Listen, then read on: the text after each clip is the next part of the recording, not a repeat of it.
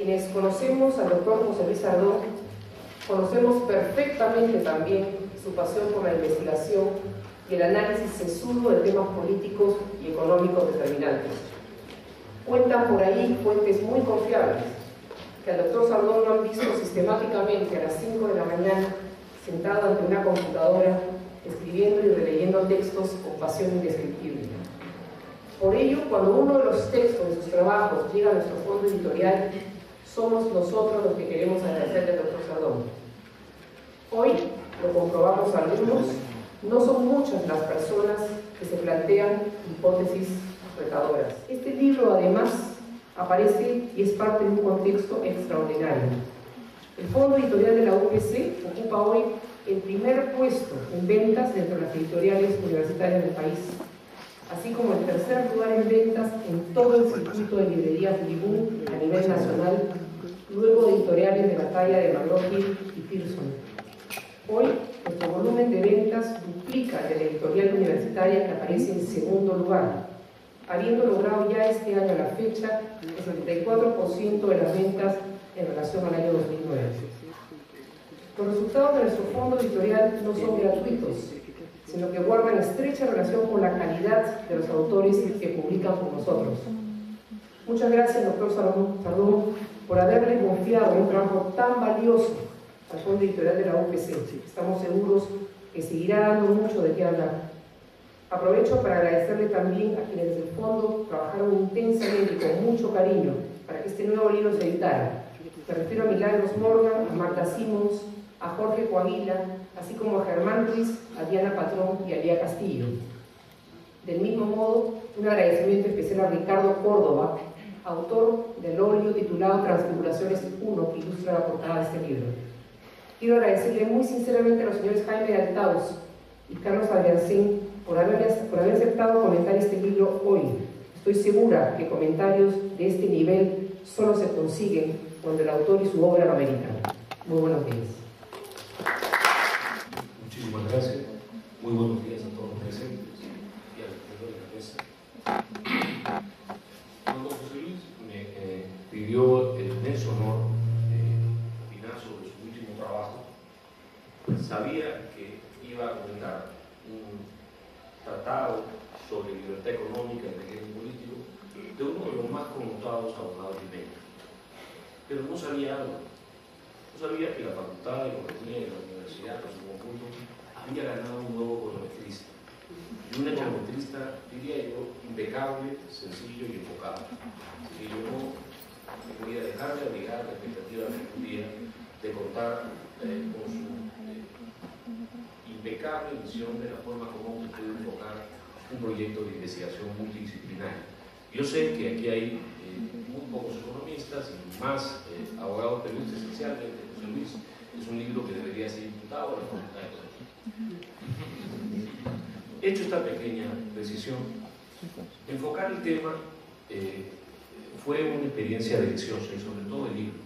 Comencé haciendo lo correcto. Primero leí el libro de José Luis, pero luego, enamorado por la cantidad de aristas que descubre el libro, me metí a revisar parte de la frondosísima literatura que enfoca los efectos de la libertad económica, de la estabilidad institucional y del régimen político en la literatura política y económica, particularmente en términos económicos, la prolífica producción que hay desde los libros de Asimov o Tabellini o Pearson es algo que a cualquier economista le debería apasionar.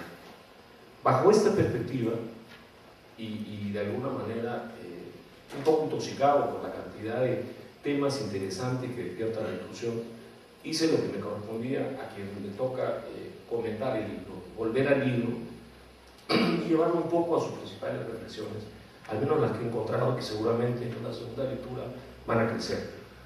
La primera es que el término libertad económica en América Latina es un término que debe ser tocado con mucho cuidado. América Latina puede ser definido con muchas frases maravillosas, pero es indudablemente y por encima de todo lo bonito que podamos decir de ella, es una región del planeta consistente. Aquí nunca nadie se ha desarrollado. En segundo lugar, Uno de los acápites que más claramente establece José Luis en su introducción del libro enfoca que él no va a tratar de enfocar la conexión entre libertad económica y progreso, crecimiento, desarrollo, sino fundamentalmente libertad económica y Beckman por una excelente razón, nos dice el autor. Está claramente establecido que la correlación entre libertad económica sostenida y crecimiento es uno de los más dolorosos episodios econométricos que la izquierda mundial tiene que recibir, porque es concluyente. Los países más libres son países más ricos, son países con menor pobreza, usualmente países más estables. Pero, dicho esto, volví a mi condición de lo que hago cuando no estoy haciendo trabajo administrativo en la universidad. Soy profesor de temas macro y de crecimiento. Sobre crecimiento se pueden decir muchas cosas, pero cualquier profesor de la materia, cuando habla de crecimiento económico, no deja de reconocer algunos nombres, entre los grandes gurús de hace 50 años, como Robert Solow, pero recientemente autores como el profesor de la Universidad de Nueva York, Bill Easterly, que después de cuestionar todo lo que sabemos sobre el crecimiento económico y después de aceptar que pues obviamente hay una correlación entre libertad económica, hay un crecimiento entre apertura comercial y crecimiento, entre predictibilidad capitalista y crecimiento en términos institucionales, dice en realidad, señores, ninguno de estos es suficientemente concluyente. Todo refleja casos de orden espontáneo. Países desarrollados son esencialmente países que han crecido por mucho tiempo. No hay la diferencia que todos repetimos con muy buena intención, diferencia entre crecimiento y desarrollo. No existe un solo país que haya crecido por décadas y no se ha desarrollado. Crecimientos efímeros, esa es la historia de América Latina. Cuba en algún momento tuvo un ingreso por habitante más alto que el de Italia, hoy día es un 20º. Argentina, la misma historia con Suecia, y tiene la trayectoria que todos conocemos. Mirar los índices que publica recientemente Think Tank Heritage sobre la libertad económica en América Latina me deja fuera de mayores comentarios, pero sí vale la pena enfocar algunas lecciones básicas. Un próximo premio Nobel, no tengo mucho pudor en decirlo, es un economista de MIT, Harvard y la Escuela de Economía de Londres, es decir, Daron Acemoglu, así es el mundo global ahora, son todos en mundo. Y este señor establece algunas correlaciones que los peruanos debemos tener muy claras en términos de crecimiento. El riesgo de expropiación es uno de los más sólidos indicadores de crecimiento económico, y esto se asocia a todo índice de mortalidad o pobreza más o menos sólido.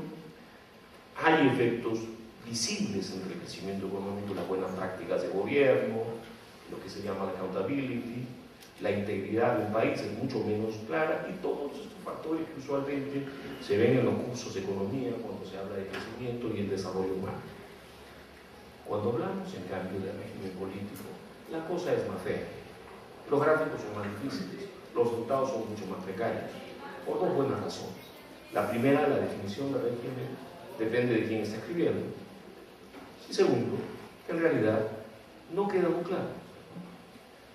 Por eso, si bien las instituciones importan mucho en términos de desarrollo, en todo país hay una fuerza subyacente que los economistas le hemos dado poca importancia, incluso en la facultad de la universidad. Y recibimos la lección de un connotado, abogado, brillante columnista, que es Carlos José Luis. En esta discusión no puedo dejar de referirme a la famosa tesis asiática o de Lee, que dicen que tienden a hacernos creer que hay una correlación entre cierto tipo de regímenes y crecimiento, como que las dictaduras usualmente son un buen caldo para el crecimiento. No hay ninguna evidencia de este tipo.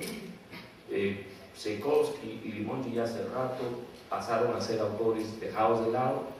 Lo que sabemos hoy día es mucho menos de lo que creíamos saber. Justamente por eso, enfocar el libro de José Luis deja algunas lecciones que cualquier estudiante de Derecho, de Sociología, de Economía, debe tomar muy en cuenta. Definitivamente, es clave dilucidar qué tipo de régimen político causa mayor aumento económico. Lo podemos hacer por muchas razones, pero sobre todo por interés. Esto implica menos pobreza, esto esto implica mayor crecimiento. Como ha dicho muchas veces, o dice muchas veces en el libro el autor, no ha sido objeto de la investigación demostrar las consecuencias del establecimiento de la libertad económica. De hecho, sería una pieza econométrica adicional en esa dirección. Su conclusión central enfoca algo muy sencillo. La libertad económica no es un fenómeno indiferente del entorno político y de la estabilidad y moderación de este. La importancia de esta investigación, de hecho, yo la veo en varios planos, pero básicamente ayuda a comprender mucho mejor el desempeño exitoso de los países, aunque los fundamentos institucionales de esta libertad económica, en cada caso, que además, como dicen los austriacos, depende mucho de su interiorización social, configura un área que no es un enfoque libre, que merece un estudio adicional en cualquiera de las carreras que enfocan los problemas políticos y sociales. La clasificación usual sobre el grado de totalitarismo, tema que tengo que confesar apasiona a este comentarista, plantea José Luis con mucha originalidad, debe ser reemplazada en función de variables concretas como el grado de apertura, competencia y pluralismo de los regímenes políticos, particularmente su grado de moderación. En el mediano plazo, como dice Salvador, los regímenes políticos moderados estarían asociados a la afirmación de la libertad económica. Eso vale la pena que lo tomemos con todo cuidado. Si a mí me gusta alguna frase de algún economista, me gusta una de Henry Hazlitt que dice, y nos recuerda, que el arte de gobernar bien o de hacer muy buena política económica nunca enfoca a un sector, nunca mira el corto plazo. Siempre mira el bien común, siempre mira el largo plazo. Pero lo que ustedes ven en la discusión de economistas todos los días, básicamente implica el tipo de política económica y de ámbitos que son irrelevantes desde el punto de vista económico.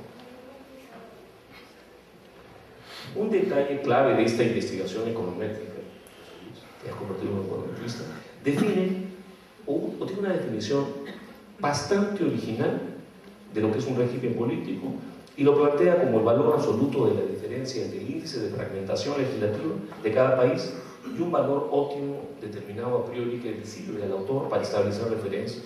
En función a ello, los países con mayores valores tienden en el mediano plazo a registrar menores niveles de libertad económica. Y viceversa, con los menores valores, con la mayor moderación, configuran entornos en los cuales los proyectos se consolidan.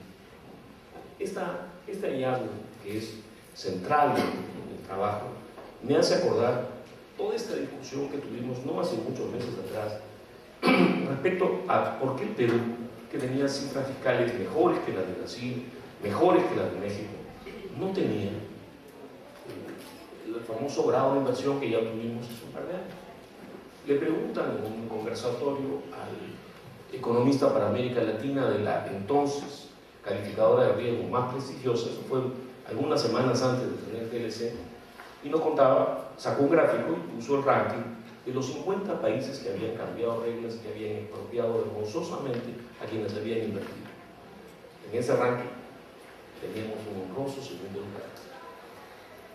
Obviamente, algún malvado del auditorio le preguntó, ¿pero existe algún país que tenga un TLC firmado y no tenga grado de inversión? Y la respuesta es que era un conjunto vacío. Nadie que tenía TLC dejó de tener grado de inversión, y esa fue la historia del Perú. Pocas semanas después de tener el TLC cerrado, el grado de inversión cayó de madura.